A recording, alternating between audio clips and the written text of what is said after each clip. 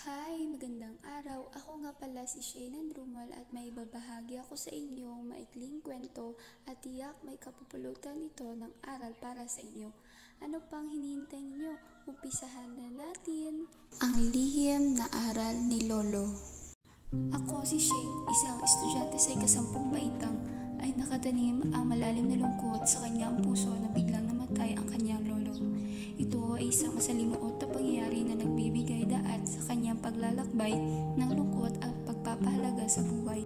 Setyembre 15 ng hapon, pagka-uwian namin galing sa paaralan, si Shane at ang kanyang pamilya ay pupunta sa bahay ni Lolo Luis upang kamustahin at makinig sa kwento ng kanyang lolo. Sa bawat kwento na naririnig ni Shane, ang mga aral at karunungan na hindi kayang ibigay ng mga libro sa paaralan. Pagkadating agad sa bahay ng kanyang lolo, ay agad niya itong nilapitan at doon nagsimula ang kanilang kwentuhan.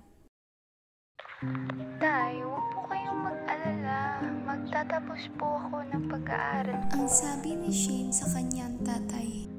Tay, tapusin ninyo ang inyong pag-aaral upang makamit inyo ang inyong pangarap at nais sa inyong buhay.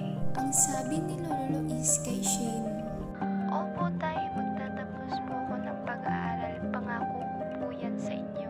Ang tugon ni Shane sa kanyang Lolo Luis. Pagkatapos ng kanilang kwentuhan ay oras na upang umuwi na si Shane sa kanilang bahay.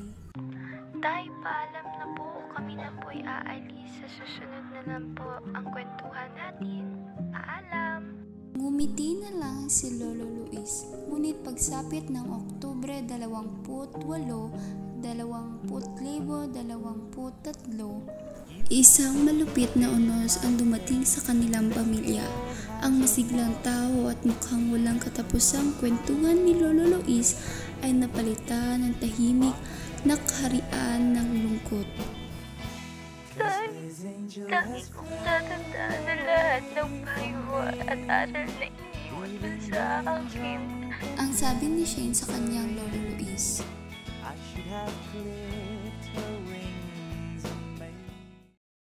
Ano, nagustuhan mo ba ang kwento?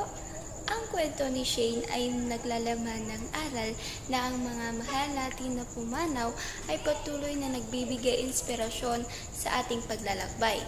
Sa kabila ng pagdadalamhati, maaaring maging liwanag sa ating landas ang mga aral at pagmamahal na iniwan nila.